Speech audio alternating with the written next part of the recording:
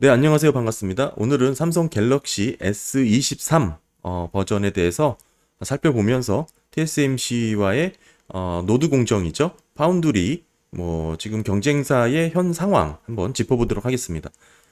잘 아시겠지만 성능이 확 좋아진 삼성 갤럭시 S23이 최근 이슈입니다. 하지만 깊게 좀 들여다보면 스마트폰의 심장이라고 할 수 있는 AP는 TSMC의 4나노 공정으로만 만들어졌습니다. 전량 TSMC 4나노에서 만든 칩이 들어갔다라는 뜻이죠. 이 의미에 대해서 한번 깊게 살펴보도록 하겠습니다. 네, 보시면 스냅드래곤 8 2세대 버전이 들어갔고요. 지금 4 갤럭시라는 이름표를 달았지만 사실 스마트폰의 심장이라고 할 수 있는 AP는 TSMC 4나노 공정으로 전량 탑재를 했다라는 게 핵심이고요. 이는 삼성 파운드리의 문제점의 상징이라고 볼 수 있는 그런 상황이라고 보여집니다. 개인적으로는 앞으로 적어도 다음 버전인 S24까지는 퀄컴의 스냅드래곤 3세대지죠? 이런 추세가 이어질 것이라고 지금 생각을 하고 있는데요. 지금 곧 들려올 퀄컴의 3세대죠. 스냅드래곤 젠 3, 이 부분도 TSMC와 대부분의 물량을 계약을 할 것이라는 외신들의 보도가 많았습니다. 물론 첨단 칩 공정 계약권에 관련해서는 여러 추측성 보도들이 많은 게 사실인데요. 그럼에도 업계에서는 현재까지는 퀄컴 3, 3세대죠. 전체 물량 중 대부분이 TSMC가 소화할 것이라고 전망을 하고 있습니다. 역대급으로 성능이 좋다는 삼성의 S23이죠. 지금 TSMC 4나노 공정으로 만든 이 스마트폰의 의미가 무엇인지, 그리고 앞으로 삼성의 파운드리 로드맵이 어떨지, 주요 고객이라고 할 수 있는 퀄컴과의 관계, 즉 다음 버전인 스냅드래곤 젠 3 계약 시기 등을 한번 살펴봤습니다. 삼성 파운드리에 있어서 첨단 노드 공정이죠. 퀄컴의 물량은 매우 특별한 의미가 있습니다. 제가 저번 영상에서도 언급을 했지만 퀄컴과 삼성은 매우 밀접한 관계가 있죠.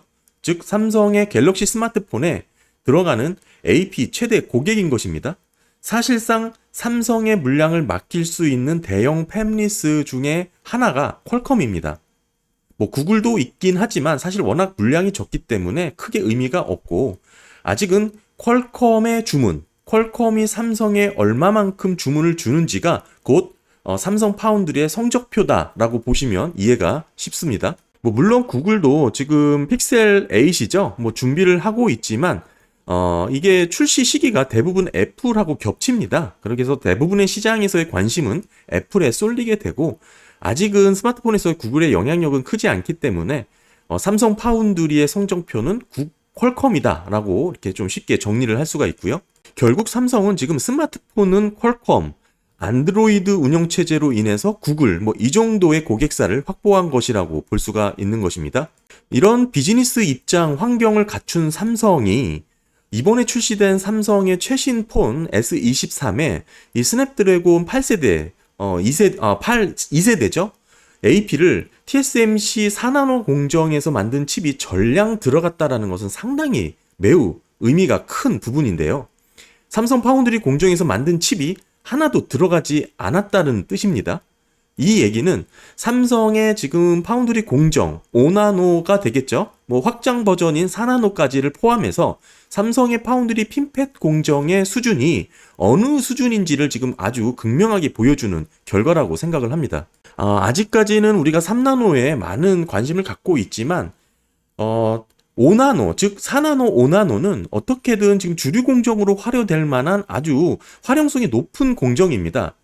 그런 공정을 삼성이 지금 손 놓고 수율과 발열 문제를 직접적으로 해결해줬다라는 시장의 메시지를 주지 못하고 있다는 것이 지금 이 스냅드래곤의 칩 설계 또는 TSMC의 물량 발주로 이제 이어지는 것인데요. 이게 지금 파운드리 공정의 문제인지 AP 설계 영역인지는, 아니면 종합적으로 총체적인 문제인지는 당사자 내부에서만 알 수 있겠지만, 궁극적으로 S23 요번에 최신 폰에 들어간 TSMC의 4나노 공정이라는 사실 하나가 22년 삼성 파운드리 성적표라는 것에는 변함없는 의미가 담겨 있습니다. 그러면서도 삼성은 24년도죠. S24 스마트폰에는 삼성 파운드리 4나노 공정을 통해서 만들겠다. 뭐 이렇게 지금 로드맵을 유지를 하고 있는데요. 그 1년 만에 수율과 발열 현상을 해결할 수 있을지는 뭐 각자의 판단에 맡겨야 될 것 같습니다. 과거 스냅드래곤 810 칩셋의 발열 현상은 사실 엄청난 사건이었습니다. 그 사건에 지금 연이어서 계속 이런 엑시노스에 이어지는 영향력이 꾸준히 이어지어 오고 있는 건데요. 이번 삼성 S23AP에 엑시노스를 탑재하지 못했던 그런 결과까지 가져온 것입니다. 더불어서 퀄컴 최대 고객이라고 할 수 있고 어찌 보면 유일한 고객이라고 할 수 있는 퀄컴을 TSMC 4나노에 뺏기게 되는 그런 결정적인 현상이라고 보여지는 것이죠. 더불어서 삼성의 5나노, 4나노는 핀팻 구조인데요. 이 핀팻 구조를 건너뛰고 바로 다음 공정이라고 할 수 있는 GA 공법으로 사활을 걸게 되는 어찌 보면 초강수를 파운드리 공정에 그런 역할을 하게 되는 원인도 뒤돌아보면 스냅드래곤 810 칩셋의 발열부터 시작됐다고 할 수가 있습니다. 결국 종합해서 말씀을 드리면 삼성 파운드리의 핀팻 구조 5나노, 4나노는 아직도 충분한 수율과 성능, 발열 부분을 해결했다고 지금 말씀드리기 어려운 상황이라는 것을 이번 S23 스마트폰을 출시하면서 삼성이 공표한 부분이 있는 거고요. 뭐 이를 포기하고 GA 공정으로 초강수를 두는 결정을 하게 됐는데 이 부분도 최종적으로는 궁극적으로는 이 스냅드래곤 3세대 칩으로 성적이 이제 나올 것입니다.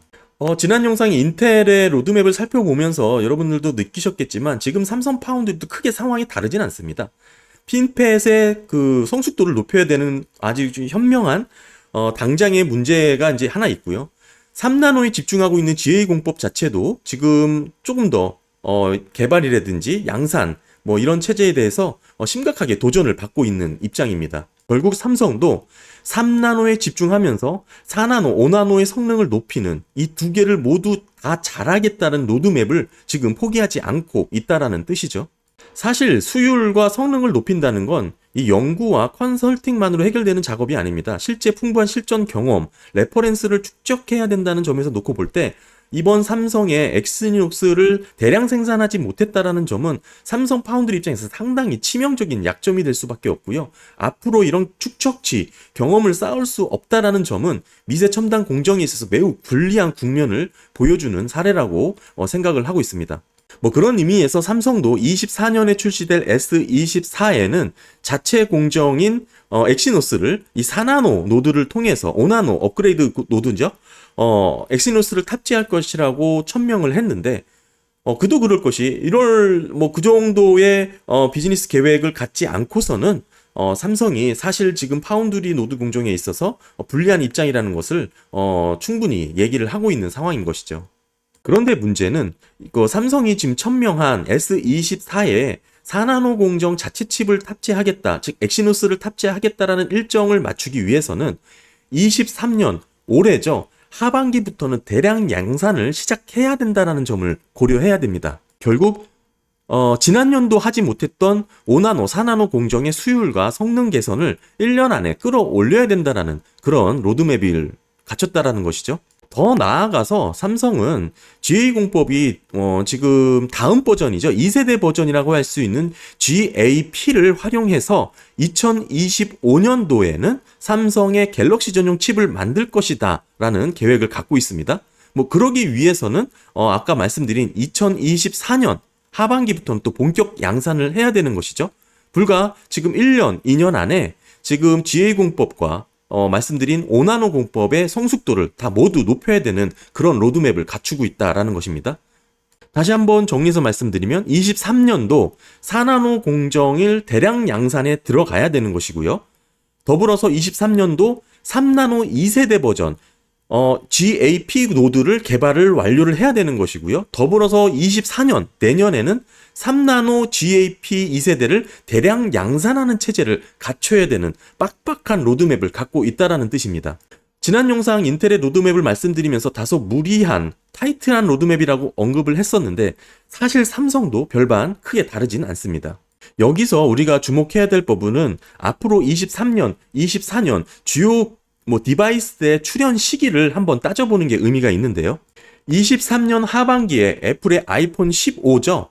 TSMC 3나노 공정으로 N3 공정입니다. 출시가 될 계획이 있고요. 더불어서 아까 언급했던 구글 텐선 칩 8도 마찬가지로 뭐 9월, 10월 정도면 출시를 하죠. 다만 이제 구글 텐선 칩 같은 경우에는 벤치 테스트에 연연하지 않겠다라고 자체적으로 언급을 했다라는 점에서는 첨단 미세 공정을 활용할 여지가 충분히 낮습니다. 그럴 이유도 없겠고요. 본연의 성능에 집중하겠다고 한 만큼 사실 미세 공정 첨단 노드 경쟁에서는 다소 뒤처진 그런 픽셀 상황이다라고 보시면 될 것 같고요. 그 다음은 24년도 초 삼성 갤럭시 S24죠. 이 부분이 이제 퀄컴의 스냅드래곤 다음 버전 3세대 버전이 들어갈 가능성이 높은데 네, 젠3죠.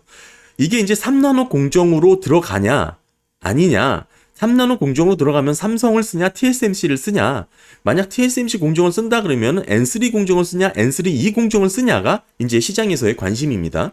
다만 경쟁사인 애플은 이미 3나노 AP를 탑재를 해서 치고 나가는 상황이기 때문에 퀄컴도 3나노 칩을 주저할 수 있는 상황과 여유가 없다라는 게 이제 생각이고요.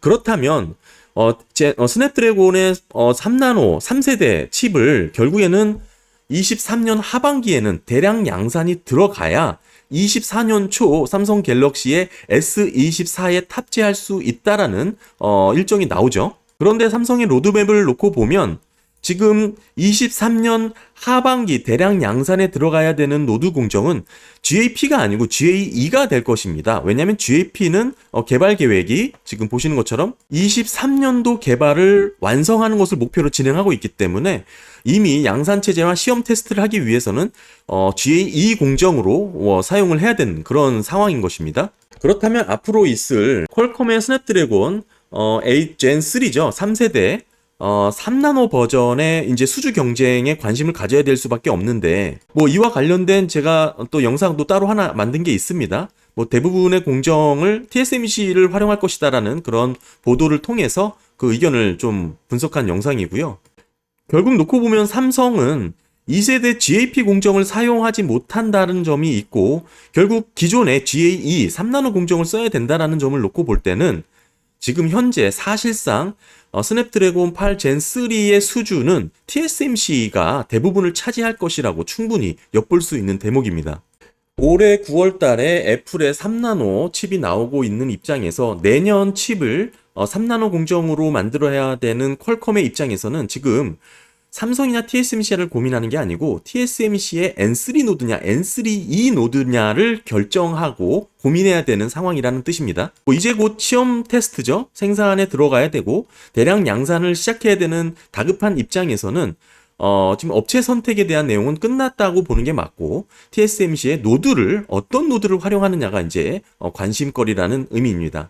저는 더 나아가서 일부 보도에서 언급했던 것처럼 퀄컴의 스냅드래곤 3세대 중 일부 물량이 삼성 파운드리에게 갈 수도 있다라고 좀 보고 있지만 저는 가능성을 낮게 보고 있습니다.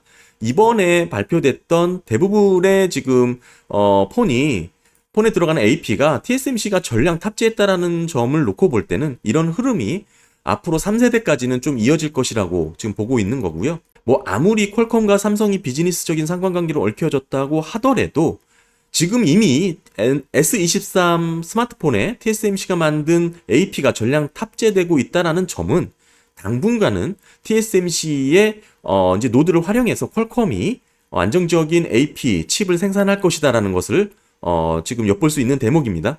더 나아가서 삼성의 3나노 1세대 GAE 노드를 써야 되는 일정이라는 게 핵심입니다. 이미 이 노드를 써야 되는 게 결정이 돼 있다면 이미 계약과 시험 생산을 퀄컴이 주저할 이유가 없다라는 입장인 것이죠. GAP 2세대 공정을 쓰지 못하는 상황이라는 게 확실하다기 때문에 결국에는 당장 이 GA 1세대, 3나노 1세대 노드에 대한 계약과 시험 생산의 보도가 주저해야 될 만한 이유가 하나도 없다라는 겁니다. 하지만 지금 현재 상당히 조용하다라는 점을 놓고 봤을 때는 아직도 삼성 3나노 수율과 성능에 있어서 퀄컴을 비롯한 대형 팹리스들이 직접적으로 상업성으로 이용하기에는 부족한 노드라는 것을, 공정이라는 것을 좀 어느 정도 가늠할 수 있는 그런 부분이 아닐까 생각을 하고 있습니다. 네, 정리해서 좀 말씀을 드리면, 지금 스냅드래곤의 다음 칩까지는 TSMC가 주도적으로 대량 생산을 할 가능성이 상당히 높다라는 점을 말씀드리고 싶고요. 이제 다만 N3냐, N3 노드냐, 어떤 노드를 활용해서 퀄컴이 뭐 사용할 것이냐, 이게 지금 좀 관건으로 좀 보여지고요. 다음은 삼성의 이제 미세공정 로드맵의 일정에 따라서 그 삼성의 이제 엑시노스가 자체 칩을 갖고 활용하겠다고 하는 이 GAP의 개발 양산의 수준을 좀 지켜보는 것이 의미가 있을 것 같습니다. 네, 오늘 뭐 삼성의 파운드리 로드맵 일정도 사실 인텔과 비슷하게 좀 타이트하고 무리한 로드맵 일정이라는 것을 좀 확인할 수 있었고요. 더불어서 최근에 출시된 갤럭시 S23에 대한 내용을 토대로 삼성과 파운드리 경쟁 구도에 대해서 한번 살펴봤습니다. 감사합니다.